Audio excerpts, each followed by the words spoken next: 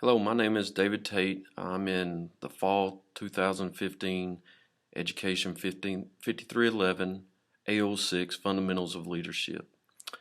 I've been teaching and coaching for 11 years. 4 as campus academic leader of the Social Studies Department here at our school.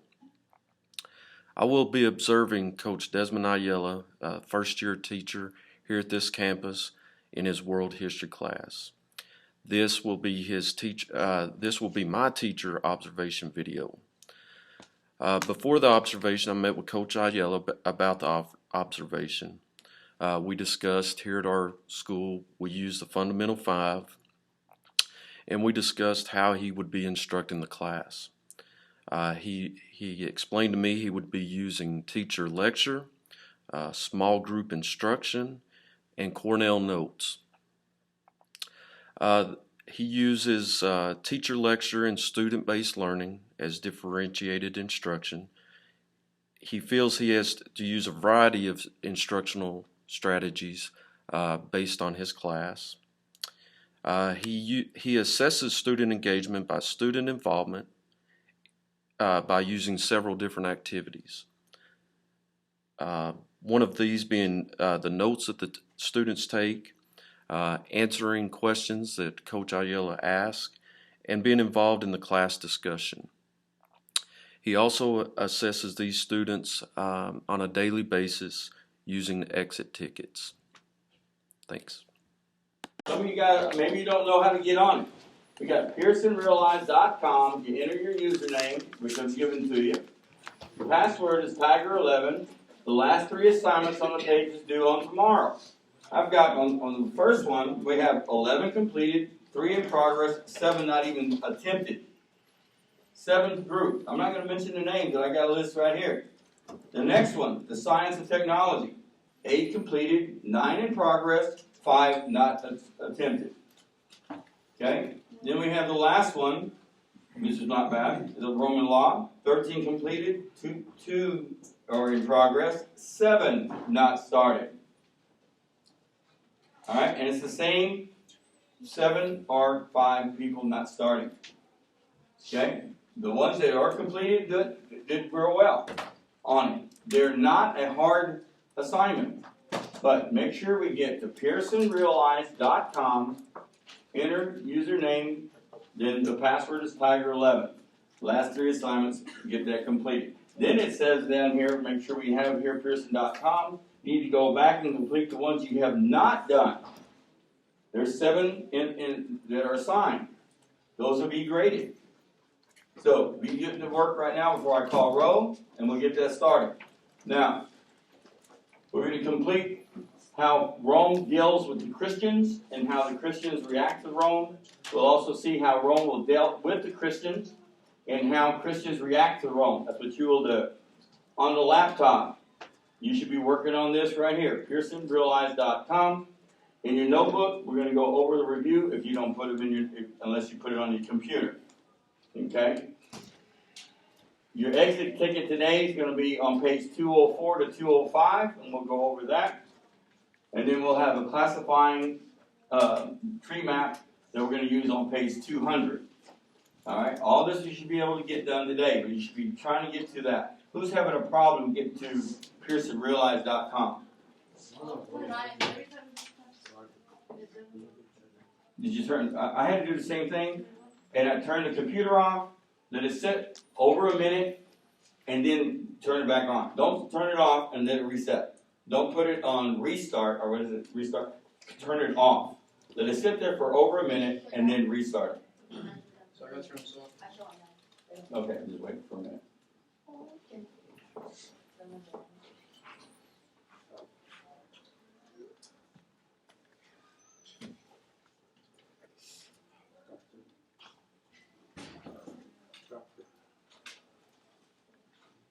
Lily? Eric? Here. Alondra? Here. Nicholas? Here. Jalen? Here. Monica? Marcus? Here.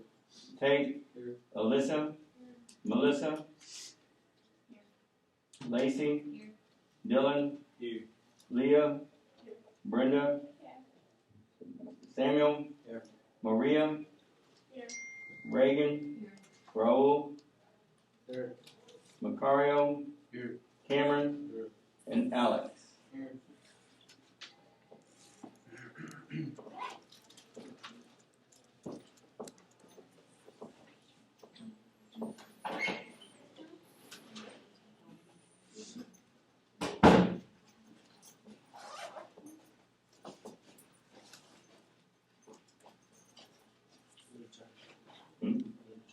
Need a charger.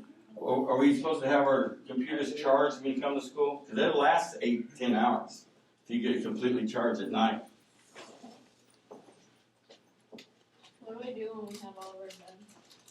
You're done good. We're about ready to get started. We got about 3 minutes left. We working on it? Mine takes forever.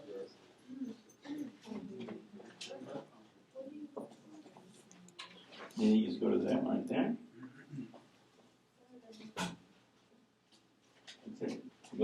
I would go from the bottom down up. So you see the last 3.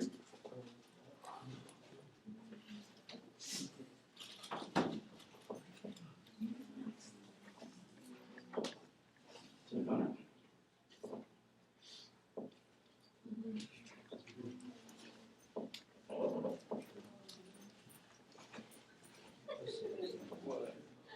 Good.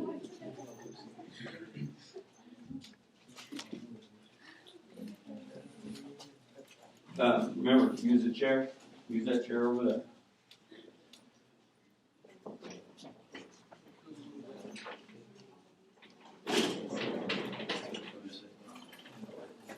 You use that one or that one. I don't care. Use that one.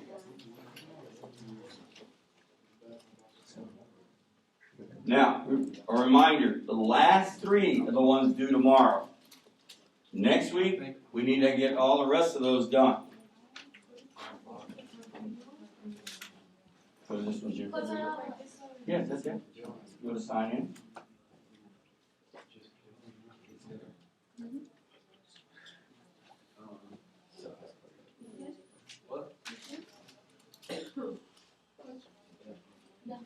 Mine takes forever. I have to put the You need to get it completed.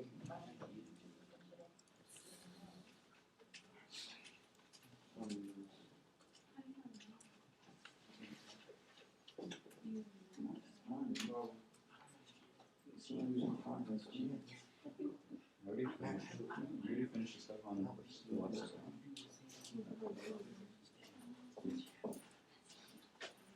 Those are the ones that we're doing like 2 days ago. And y'all both got all 3 of y'all, correct? Yeah.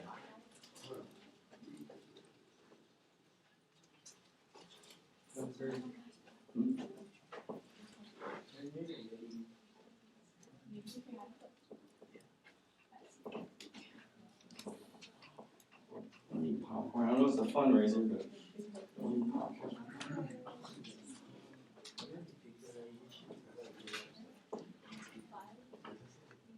And sometimes we do have that spin of death. Wrong? What are we doing?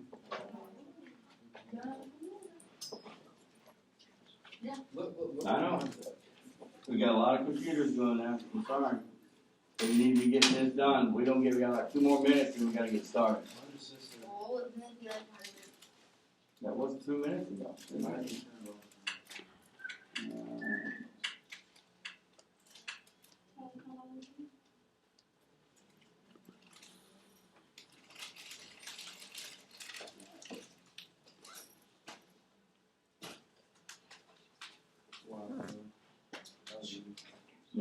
There might be one misspelled word, letter, you have it wrong. You might have that correct. I did the same thing. If you get one letter wrong when you type it in, it won't open. If it's stuck there, turn it off, tear it up, and retype it. Can't remember what I think I got it.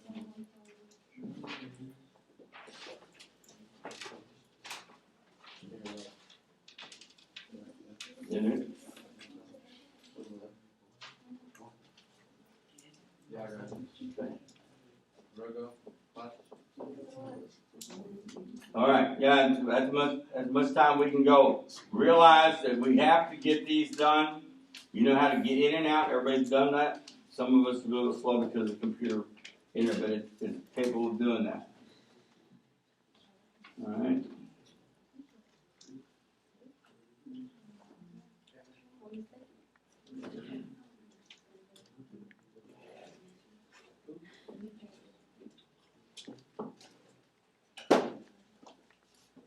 All right, let's get back to our notes.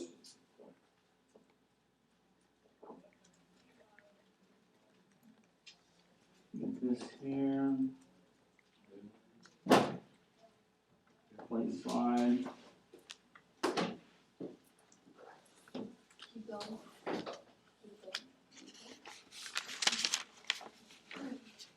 We got Romans Act. Yeah. That's that. That's that. You got that too. Let's go over this, Paul. Let's make sure we have this. Let me see your notes on Paul. Get to that. On what? On Paul.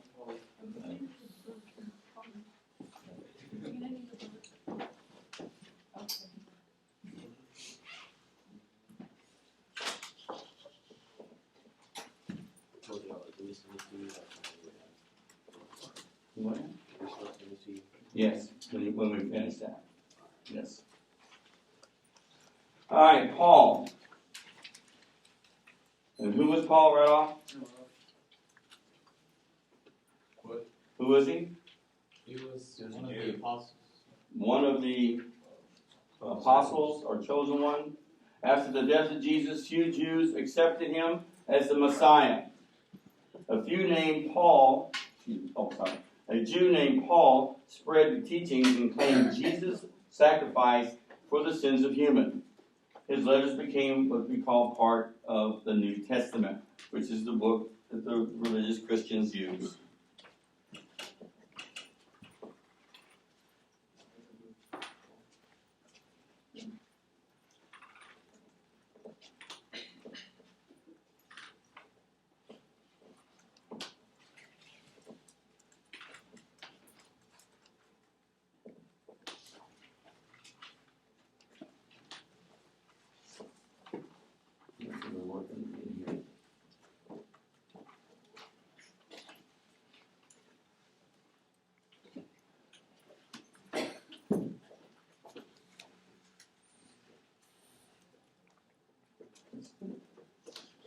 Who's not completed?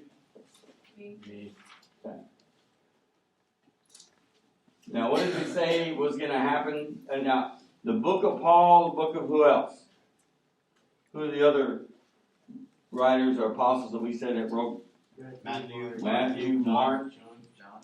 okay, and John. They're all written. They all have little books in there that they have. And they have different philosophies written inside there. Okay, that's how the book is set up.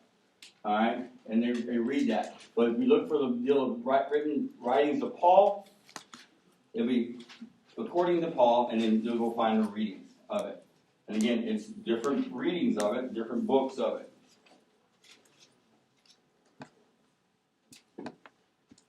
Completed yet? Who's not completed? That's here, that's fine.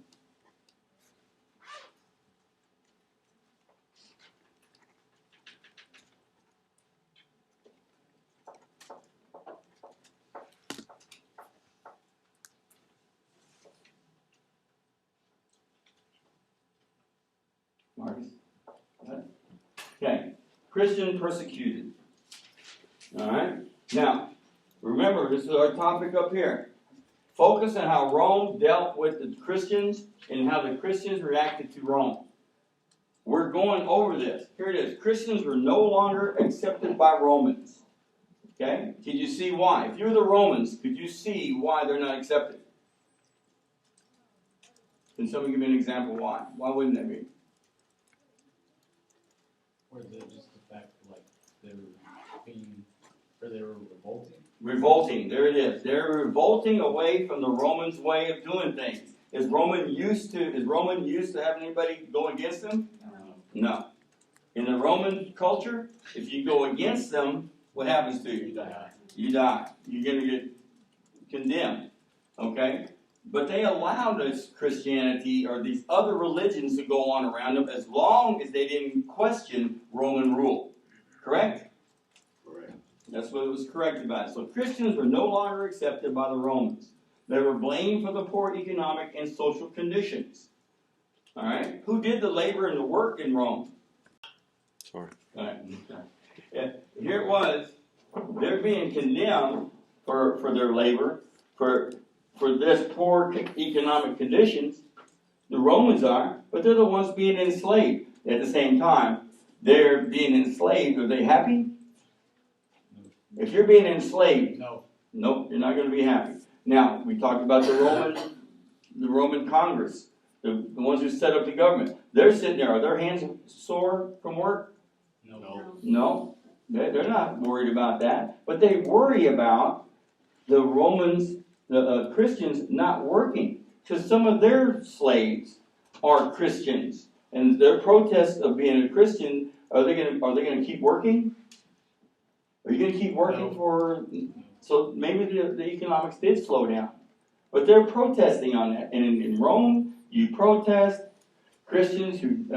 they're going to have something happen to them. Here it is. Next. Christians who died were known as martyrs, or those who died for their beliefs. All right? And so a lot of these guys who want to represent themselves, making a point, they're going to be a martyr, they had to sacrifice their life. Some people believe that strong and they can. All right? Some say, well, maybe Roman rules weren't so bad. And we had a lot of Christians do that. A lot of people who were saying they were Christians. All right? Even some of the guys in there, they're Christian until the Roman says, what are you? Roman. Okay? And it could be, or the ones who are Christians, then they get beheaded. Or they get stabbed. Go to the next guy. Are you Roman or Christian? Was this could tie into that Oregon shooting? Yes. It could, in a way, it could be the same as that questioning of, and what is he talking about? Say it again. What happened in Oregon? How that, was it like a terrorist act? He attacked the college. And then he lined people up. Went inside. Then he asked them if they're Christian. If you're a Christian, what do you believe in? Are you a Christian or not? And he said, answered one or the other, he shot him. But I never got the full deal. Said if he was Christian or he wasn't Christian, did he save him? I thought he shot every one of them. I wasn't sure about the reading of that. But that's basically the same thing with the Romans would do. If they would see that you were a Christian, they would ask you, are you Christian or are you Roman? And then if you said Christian, you would die. But if I was a Christian and then I wanted to live, I said, I'm Roman. Would I live? Yes. Yes. So the next guy. They believed, even though they knew you had, and then if you had a cross on, or you had the symbol of the fish, or whatever that they used, take it off. Okay. I don't need it. So they just wanted you to show that you were weak or something, or that you were. They just wanted. They were showing their superiority. Yeah, their superiority. Remember we talked about the example of the Roman ruler of the slaves would come strangle your first child. Do it. Right? What is he trying to prove? Loyalty. Was it right? No, it wasn't right, but Romans would do this. They would question your loyalty. As long as you're loyal to Rome, you're okay. All right? This is not loyalty to Rome. Going against them. Especially a martyr. Go ahead and kill me for belief. I don't know about that. I mean, now they're showing loyalty to their believers. Okay? Rome don't like that. They're not going to share that. So, yeah. Why couldn't they just move? The Christians? Who's doing the work for the Romans? They're slaves. They're enslaved. Remember, they got tied in there. Isn't this basically like the Bible, what happened? Mm-hmm. Basically, that's what we're studying right here. Good point. She's right. She got it. All right. So the Romans don't want to let them go because remember, I told you, all those guys that are rich in this area have thousands and thousands of slaves. And there happen to be Jewish and other denominations, but they would do all the labor. Okay?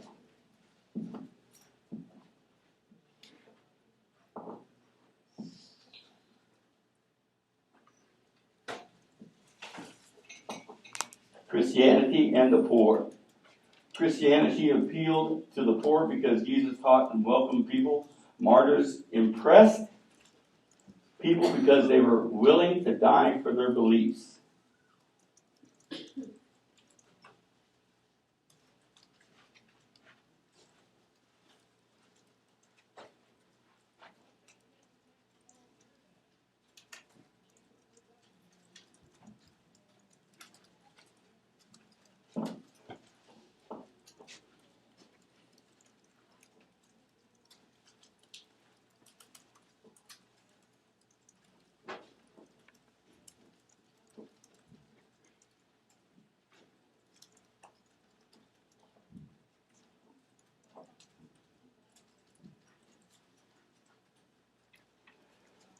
Go ahead and talk to your person next to you. Why would Christianity appeal to the poor? Why is that important?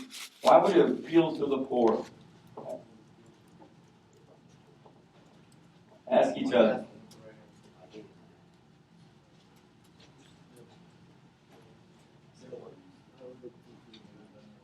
Ask each other on this. Now you're allowed to talk.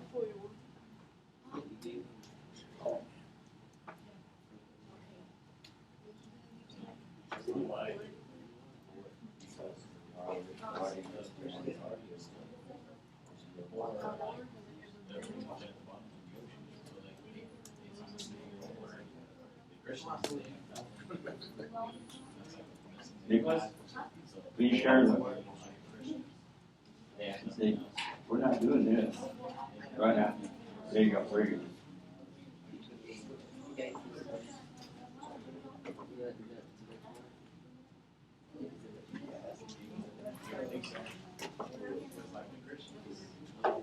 What do y'all got? Are you in part of this conversation? Or are you still typing like I do?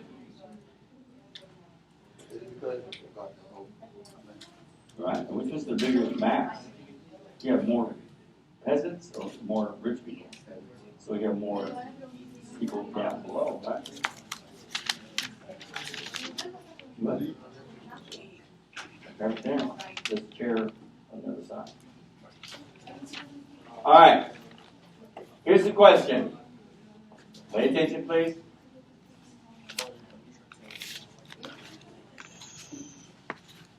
Okay. Christianity appealed to the poor. Why did it appeal to the poor? Christianity. Go back here and I'll go to you next. Marcus? Why did the Christianity appeal to the poor? Because it brought them hope. Brought them hope. Okay? What else? Because like the Christians didn't have anything, and like they were enslaved, and like the poor, they were at like the bottom of the ocean pretty much. And so like in a way they have similarities to each other. Like the Christians didn't have anything but their beliefs, and like the poor didn't really have anything at all. So they have. that makes them like join and just like group together. Okay, so they had something in common. They're all poor. They have, like Marcus said over there, hope. And so now they can join together saying, we have something to believe in. Okay? You know what you're saying? Okay? Anything else? Are there more poor people than rich people? Which one do you have more of? You have more people poor. You have more slaves than free people. Which one? They had more slaves. More people being held down. So at this period of time, Christianity appealed to the poor because Jesus taught and welcomed all people. Now, does that mean that just the poor liked Christianity or listened to his words and was satisfied that, oh, that's a poor thinking? No. People said, hey, what's wrong with peace, forgiveness, working together? Sounds pretty good. All right. There's nothing wrong with that. Is that the only Christianity, the only group of people that believe that? No. Who else did that?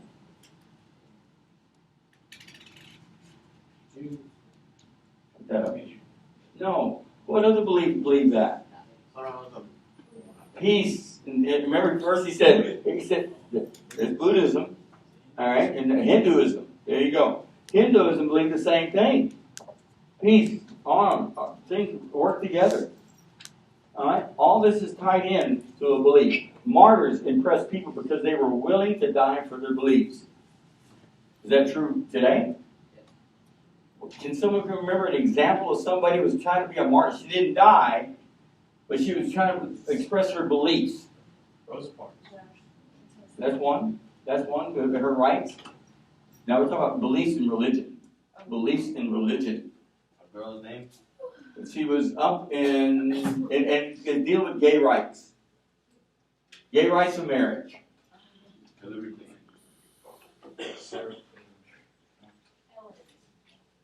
No, it's a show. Y'all didn't, the news, guys, it's up there. That lady would not sign the bill for gay marriage with her license. Hmm? Is she from Kentucky? Was it from Kentucky? Yes, Kentucky. Okay? She didn't sign the bill in there because she used the belief of this. It's against her religion. But then we get into a problem there. Who can tell me the problem, with, not saying a problem, but why the judge sided with the law? Why did the judge side with the law instead of the religion? Because he knew that would cause more problems. Okay? We live in the United States Constitution. Declaration of Independence says what? There is a separation of church and the state, which is state. All right? She's bringing in religion. She had a federal job, which is a federal job. That's working for the government. It's not working for the state. It's not religion. And she's using her religion to make a decision on her job. Marcus, y'all paying attention back there?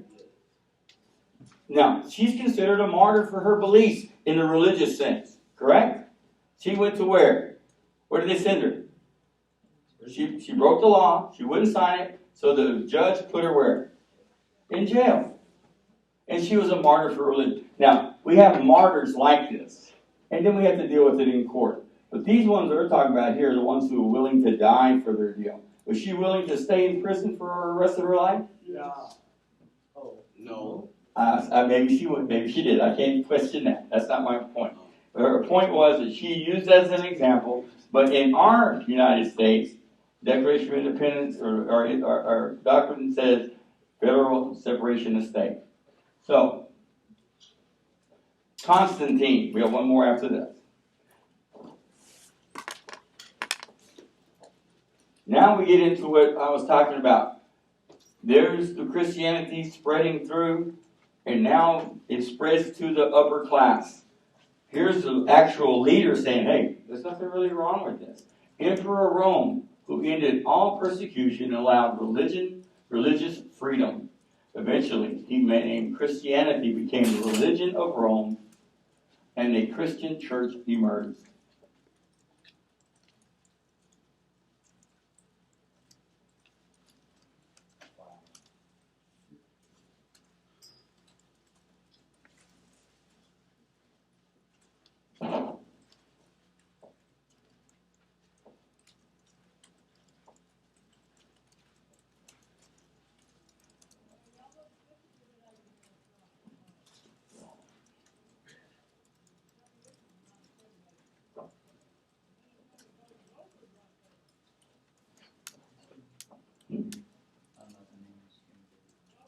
Is their name.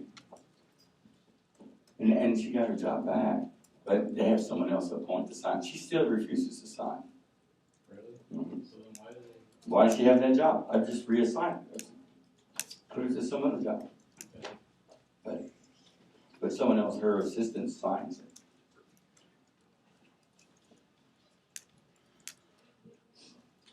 So then, do you think like there would be like conflict with that? Like, do you think she would say? Well, here's the question. He looked up the name. Cedric did. What's her name? Kim Davis. Kim Davis. He looked it up. Internet. So I had a question about that. And when she got released, she still got the same job. She's still given the same title, but she doesn't have to do the signature. They have somebody else. I don't know. What do you think should happen? Should she still be prosecuted? Because she stopped signing those deals. I just think she should be like released from the job. I mean, because Reassign her, like, maybe. she's not doing her job. She's not doing her job. Now, do you think the gay couples or the couples, whoever they're getting this license, happen to be gay, or if they're not gay, whatever, they're getting the license, do they really care who signs it? No. No. Sign it, it's Sam, I'm good, here we go. You know. But she's trying to make a point using federal money and time. And we gotta understand, she's using federal time to make a Christian point. And there's nothing wrong with religion, but you're working for the government, there's a separation. And she might have to take another, then we're talking about the next guy, the Pope we were doing here. She throws in the Pope in there, but I don't want to get into that because she says she had a single conversation, one-on-one conversation with the Pope when he was here. And he said he backed her. And it never happened. But, in other words, he supported her thought on not signing the paper. That's what she said. And again, it's news, commentation, and it's sensationalizing. Okay. The emperor, why do you think the emperor decided all of a sudden we're going to be Christians? Why could that happen? There was already like the big influence. Okay. Why would the emperor now all of a sudden, I think Christianity's not so bad. You're the leader. Roman Kirby. You're the king, Kirby. And you just decided Christianity is the head deal. Why did you do that? Does that work for the people of Rome? Oh, I don't know why, but we're going to go Christian.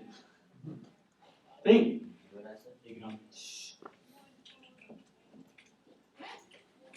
Think. All right, you're going to get 2 pairs of shoes. $1 a pair of shoes from Walmart, or you're going to get your Adidas. And you have a choice. They're both going to be $5. Which are you going to get? Why? They don't care. Which one? They're real light. They're a better shoe. So why would you change religion? That's what you like, and you think it might be a better religion, just like the better shoe. Is that why you would change? Because this is better? Or just go, I don't know why we're changing, we're just going to change. Being a leader of Rome, does he have to not back it up and say, I believe in this? Right? If I'm a leader, I'm going to get something changed. Right? If I'm going to get something changed, I'm going to tell them, we're not just changing because I say so, because that's the old Roman way. The old Roman way is because I say so. But this is the new Roman way. We're going to be Christians. We're going to go because this has a better deal. Eventually, Christianity became the religion of Rome, and Christian church emerged. We're all going to have this. I see the better way. All right? Plus, we know, what does Rome always like? Money. I mean, if you're looking at a business sense, what better deal? We get all these Christians, they're going to have to pay what? Money. Pay money. Why are we going to fight them when we can have them pay us? We're still their leaders. Rome still thinks that we're still over the church. I think at this time you realize that Rome, they're not eye to eye. The church in Rome is not eye to eye. It's Rome and we accept church, the Christianity, and Christianity is going to pay us. All right, we're going to have to understand that. And the last, structure of the early church.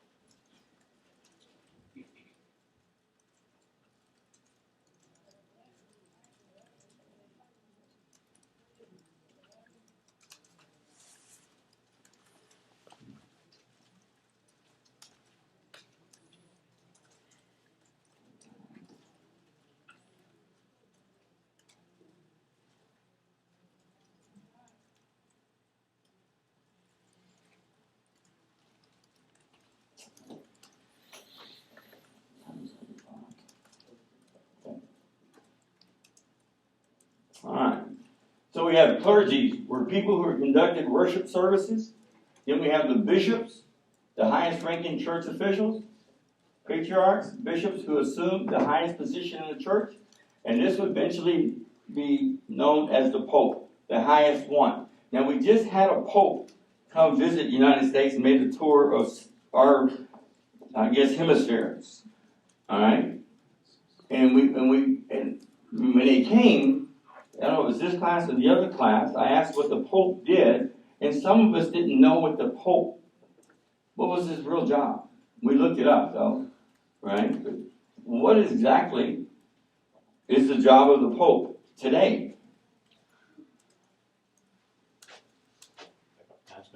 Excuse me? What's the Pope? I think he's on that. Mark is always trying to answer questions. That was me, actually. Right. No, I was me. Okay? What's the Pope? Gives wisdom and guidance to people. Okay? Can we do that as people? Sure. Yeah, but it's not as influential. Okay? Pope It speaks of in Mexico? That's a priest. Pope didn't go to Mexico. He went to South America, which is where he's from. Then he went to Cuba. Then he went to New York, and then traveled around the northern part of the United States. Then he flew back home. That was he's limited to come. It's the first time they came to the United States. All right? But where's he from? Where's our Pope from today? Or not our Pope, but the Pope. Where's he from? Catholic Church. Rome. Is he from Rome? He's the first one born and raised in our hemisphere. He's from South America. Okay? The rest of them are all from Rome, France, Germany, Poland, Czechoslovakia, or somewhere else. All right? But this is the first one that was up there. But he is the head of a church called the Roman Catholic Church. All right? And back then, they were, remember I told you, what is he equal to? God. No, not God. The Father. Church. Who's Rome. King. the king? He's the king of the church. He's the top guy of the church. Everything's going to him. All right? And I can see Constantine, I can see all these other rulers saying, hey, we got to get good with this guy. It's part of business, right? Make sure he does everything right. And it's a hard job. But it's not just Rome. It's everywhere. All these Catholic Church was the head of them. And then we've got the church, we have the priest of the clergy, the bishop, patriarch. Okay, and it broke it down to Christianity, where the Pope is the head of all that. And he has to deal with the government. And later on in England and all these other deals, they'll be splitting up, we'll learn, because who has more power? It's almost like church and state. The government or the Pope? Government or the church? And that's going to cause more wars and more divisions. Okay? Now, on page 205, look on your book. You have to use your book. Page 200 first. On page 200, there is a the Pope classifying tree map. Look on page 200. Draw that real quickly, not real hard. Yes. It's a classification of the tree map.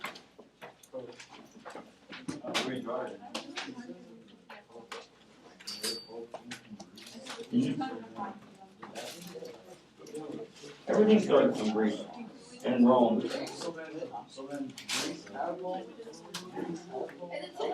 No, the religion started to spread into there, from there, to what we're talking about, Rome. Then it went into Greece. 200. Why would they come up with that word? Look it up. And I'll look it up. On 200. Yes. Now that is a classifying the Pope. The head person on that classification gives you the head person, and then it goes down to who's underneath them.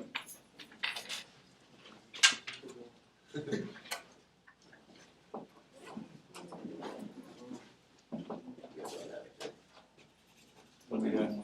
What, give it we're going to the next assignment. Yep, that's it.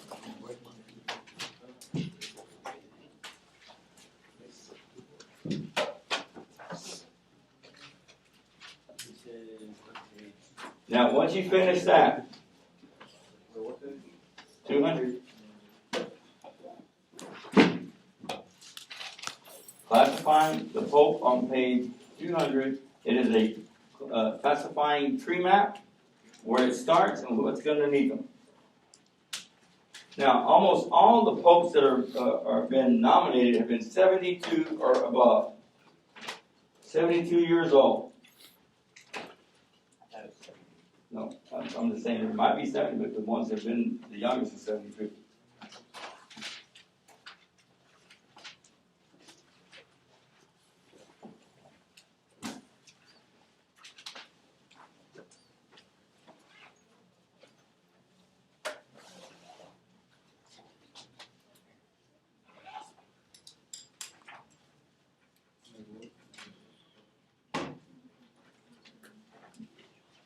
This is classifying the Pope. The Pope or the patriarch, that's the bishop underneath him, then the diocese, the priest, and then the community. Now, that's just an example. The three things that's going down from that page on page 200. Good. They're showing it could be more. Wherever you're going to find the Catholic Church, you're going to find the Pope is the head. You're going to have a bishop in an area. Then underneath it, you're going to have the diocese, and there's the priest, and then we have the community. You find that all around. All right? Is there only just one Catholic church in the city? A lot of times, like in Post, where I live, they have a rental priest. He's very good. Well, he's not even from there. He's from Lubbock. He comes in once a week. Or maybe he'll skip and someone else will just have a guest speaker in the Catholic Church. So they don't have one. But the Baptists, we're not finished yet. We have an exit ticket. It's just 4 questions. And you don't have to write the questions, you just want the answers. 204, 205. Yes. No, you have to turn it in. Thank you.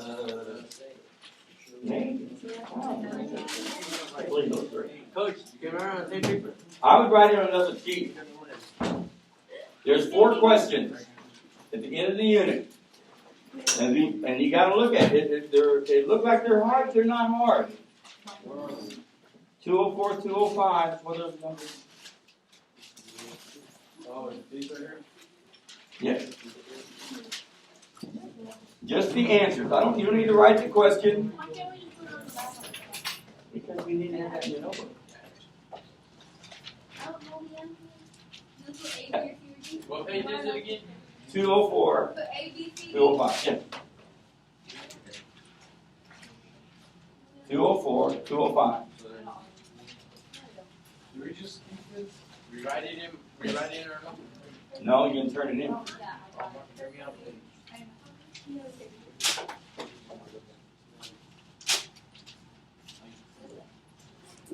This is D Hall.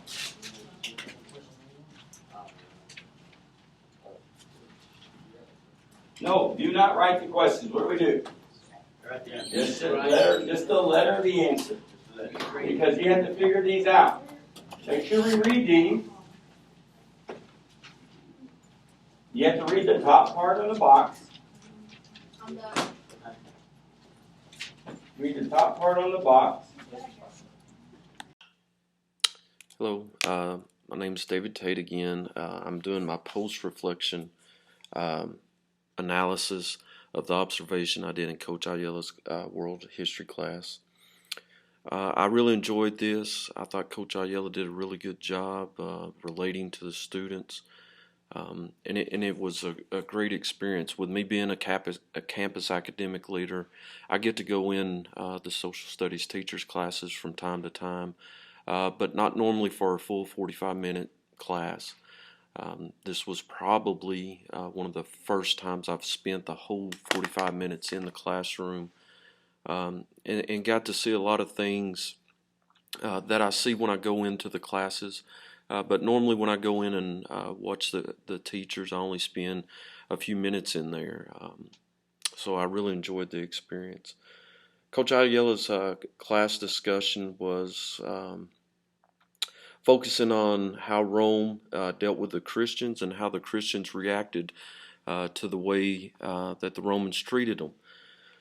It was Teek's 1.B was covered in class that day.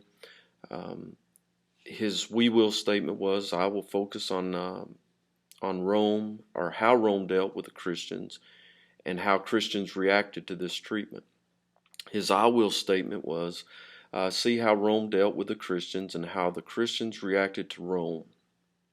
They had to complete that on their exit ticket. I thought the teacher did a great job moving around the room, keeping students on task. We all know that's a struggle to do, but I felt like he did a really good job of that. For the most part, he had 21 students.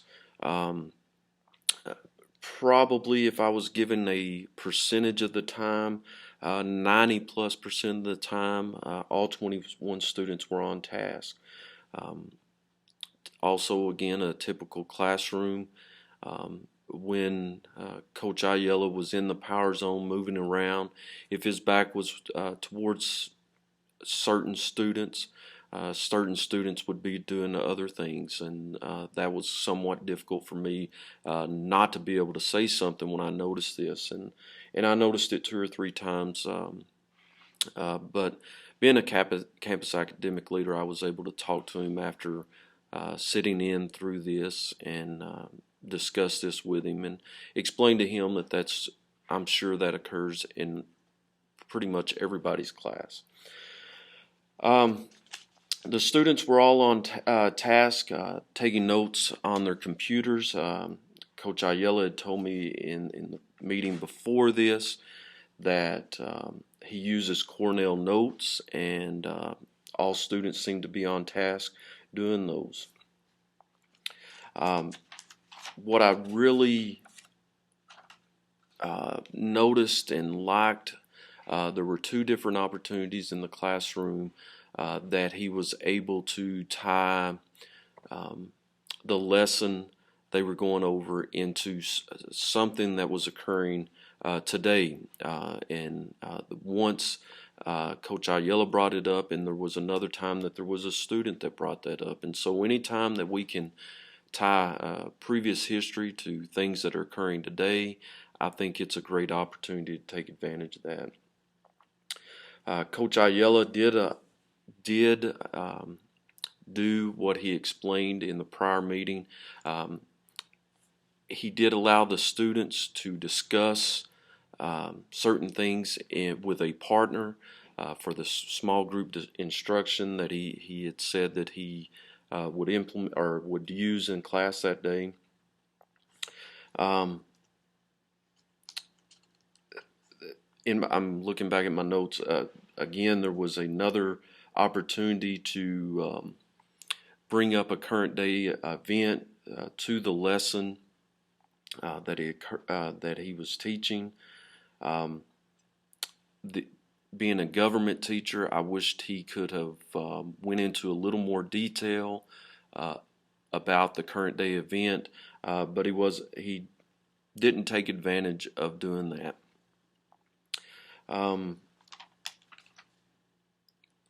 The one of the things that I noticed that I know all teachers or most teachers struggle with, when you check for understanding and trying to see if all the students are getting it or not, it seemed as if that there was a small handful of students when it came to the questions that Coach Ayala was asking. It was a same small group of students answering those questions. And I know that's something that a lot of teachers struggle with. You have some students that don't mind showing their involvement more. I think all of us can do a better job trying to get students or all the students involved in that.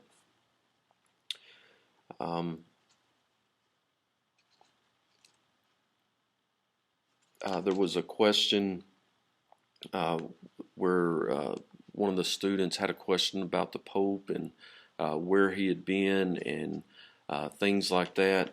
I think that was another missed opportunity to address where the Pope has been when he's traveled here more recently. That was the discussion at the time, is where all the Pope had been. So I wished he could have went more into detail on that.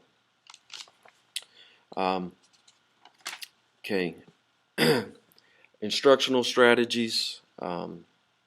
Coach Ayala had told me that he was going to use lecture, small group discussion. He did that. His differentiated instruction. A lot of the stuff was hands-on, visual. He used PowerPoint, lecture, the small group instruction.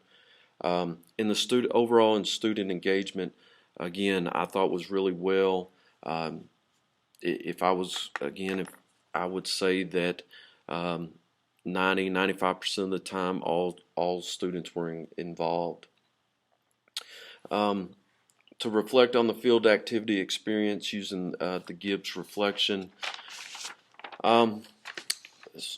First step, the description is Coach Ayala did exactly what he said he was going to do. He went over Teague's 1.B, how the Romans treated Christians during this time, and how the Christians responded to that. Okay, the second step, the feelings. I really was excited about going in the class. I'd been in Coach Ayala's class once earlier this year, but only spent just a few minutes in there. So I could tell he was a little nervous about it, but I really feel that he did a really good job on this. Coach Ayala knew the contents, and he definitely had the students' attention. Of course, we all would want 100% student involvement for the whole class period, but that's really hard to reach, and I think he had their attention. So I felt really good about the class. Again, I wish I was able to talk for two different reasons. One, in seeing the couple of times I saw students not being engaged, I wished I was able to address that at the time.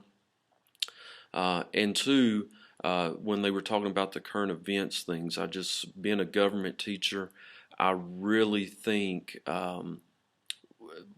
that would have been a good time to talk about government a little bit in our society today. The evaluation, I liked the way Coach Ayala had the kids' attention. He kept them engaged. He kept them involved, and in going through previous classes and just being in there for just a few minutes, in most cases, I wanted to make sure that I wasn't seeing a show, and I could really tell these kids knew the process. They knew what to expect, and transitions went very smoothly. So I really didn't feel as if this was not something that he did on a daily routine. Again, the involvement part, I didn't like the part about not being able to speak, and I've mentioned the reasons why for that. The analysis part, I really think I need to do a better job of taking advantage of being the campus academic leader, and do more of these, and maybe not the full 40 or 45 minutes, but more than the 5 or 10 minutes that I normally do. Conclusion, step 5, I really think I should have spent more time with the prior meeting with Coach Ayala, going in and observing the class, and maybe spent more time on specifically what he was going to do for differentiated instruction. I do believe that he, as well as myself as a teacher, can do better at that. And then the action plan, with the campus, being the campus academic leader, what I will do is we have bi-weekly meetings. I'm going to address more in detail the different differentiated instructions that all of us can do, because I think that's really an important role as us as teachers. Thank you. Okay, the final part of this evaluation, what went well? I think overall the classroom involvement was really good, the participation, the student engagement. What would I change? I would change the differentiated instruction, make sure that there are more strategies being used in the class. What was surprising, what I thought was a pleasant surprise, was the students' engagement, or the students' involvement in what's occurring in today's society. There were several different students had questions about what was going on today. And how will this help me become in my principalship?